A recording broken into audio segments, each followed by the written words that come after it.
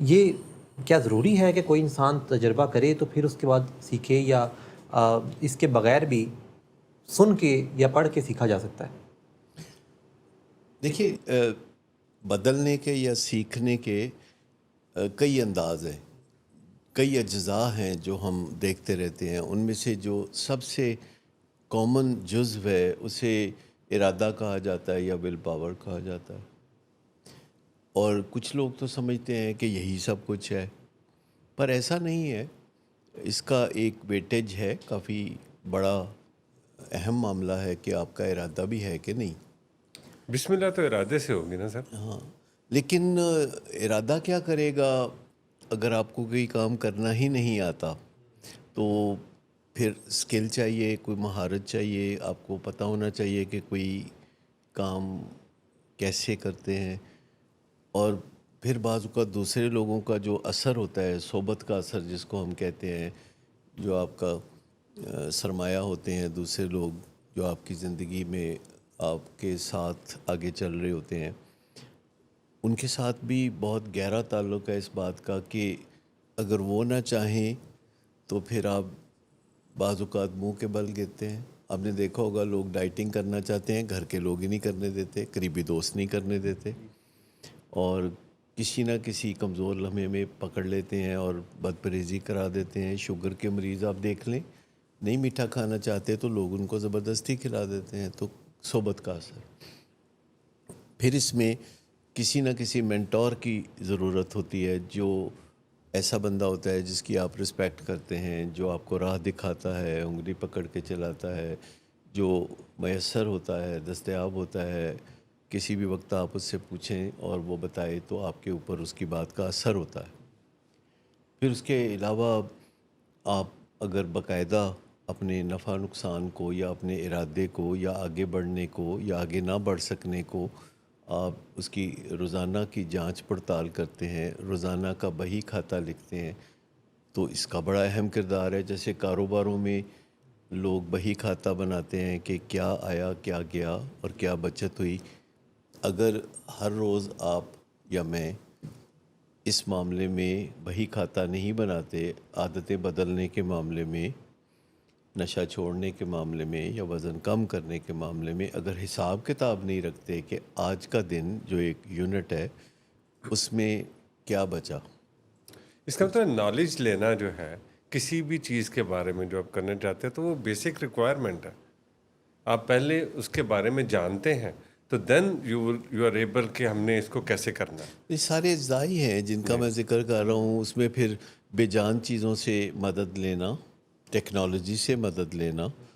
آج کے زمانے میں آپ اپلیکیشنز کے بارے میں دیکھیں، اگر واٹس ایپ ایک اپلیکیشن ہے جو آپ کی زندگی میں آسانیاں پیدا کرتی ہے، تو بے شمار اپلیکیشنز ہیں جو آپ کی زندگی میں آسانیاں پیدا کرتی ہیں. جیسے فیس بک ہے تو وہ آپ کی زندگی میں یہ آسانی پیدا کرتی ہے کہ اپنے دوست احباب سے اگر آپ براہ راست نہیں بھی مل رہے ہوتے تو آپ کو ان کی ساری خیر خبر سر ہوتی یہ ہے. دیکھیں تو آپ کا سوشل میڈیا جس طرح تھرو اے آئی وہ کیسے آپ کو پہچان رہا ہوتا ہے. آپ جیسے ہی وہ کھولتے ہیں اور آپ کوئی چیز سرچ کرتے ہیں تو اس کے بعد، اور کئی دفعہ پھر ایسے ہوتا ہے کہ آپ سوچتے ہیں وہ تو وہ چیزیں آپ کے سامنے ہونی شروع ہو جاتی ہیں. تو یہ بھی تو ایک لرننگ کا طریقہ ہے. کہ جب ہم اٹیچ ہوتے ہیں آرٹیفیشل انٹیلیجنس کے ساتھ یا آگمنٹڈ انٹیلیجنس بھی اس کو اب کہا جا رہا ہے، سائنٹیفک وزڈم بھی کہا جا رہا ہے، جب ہم اس کے ساتھ اٹیچ ہوتے ہیں تو مزے کی بات یہ ہے کہ وہ بھی ہمارے ساتھ اٹیچ ہو جاتا ہے. اور جب آپ کوئی بات پوچھتے ہیں تو وہ کوئی 3 مہینے پرانی بات کر لیتا ہے کہ آپ کی ٹرمینالوجی میں اس کو آپ یوں کہتے ہیں، تو وہ یاد رکھتا ہے جیسے کوئی آپ کا دوست یا ٹیچر یا ملنے جلنے والا آپ کی سابقہ گفتگو کو یاد رکھتا ہے، تو وہ بھی یاد رکھتا ہے. اور سب سے بڑی بات یہ ہے کہ انسان کا ایک میجر ہینڈی کیپ یہ تھا کہ وہ جتنی بھی ذہانت اس کو بچپن میں یعنی پیدا ہونے کے بعد ملتی ہے، وہ اسی ذہانت پر اکتفا کرنے کے لیے مجبور تھا. یعنی ذہانت ایک فکسڈ اینٹی کے طور پر ملتی ہے. جیسے تاش کے پتے بانٹ دیے جاتے ہیں تو پھر آپ نے کھیلنا ہوتا ہے، تو جو ذہانت ہوتی ہے وہ فکسڈ ہوتی ہے. لیکن 21ویں صدی میں نہایت خاموشی کے ساتھ بغیر کسی سیلیبریشن کے یہ چیز ہو گئی ہے کہ ہماری ذہانت ایک بہت بڑی ذہانت کے ساتھ اٹیچ ہو جاتی ہے. جب چاہیں ہم ڈٹیچ ہو جائیں، جب چاہیں اٹیچ ہو جائیں. یعنی جب بھی نیڈ ارائز ہوتی ہے تو ہم اس کی مدد لے سکتے ہیں. جیسے جب بھی نیڈ ارائز ہوتی ہے تو ہم سمارٹ فون پہ کسی سے بات کر سکتے ہیں، یا جب بھی نیڈ ارائز ہوتی ہے تو ہم ٹیمپریچر چینج کر سکتے ہیں. جب ضرورت ہو تو ہم گاڑی، ریل یا ہوائی جہاز پہ سفر کر سکتے ہیں. تو جو سائنٹیفک برکتیں ہیں جو کہ پچھلے 50 سال میں بے پناہ ہو گئی ہیں، ان کے ساتھ ساتھ ایک برکت یہ بھی ہے کہ اب آپ ایک ایسی انٹیلیجنس کے ساتھ اپنے آپ کو جوڑ سکتے ہیں کہ جو کمی کمزوری انٹیلیجنس کی ہے وہ پوری ہو جائے. بعض لوگوں کو اچنبھا ہوتا ہے جب میں یہ بات کہتا ہوں کہ انٹیلیجنس ایک فکسڈ اینٹی ہے، یہ اسے بڑھایا نہیں جا سکتا، بدلتی عمر کے ساتھ یہ ویسی ہی رہتی ہے جیسے پہلے تھی. تو لوگ اس کو بعض اوقات وزڈم سے کنفیوز کرتے ہیں. وزڈم بڑھتی رہتی ہے یا بڑھ سکتی ہے. انٹیلیجنس جو ہے وہ فکس ہے. وہ فکس ہے.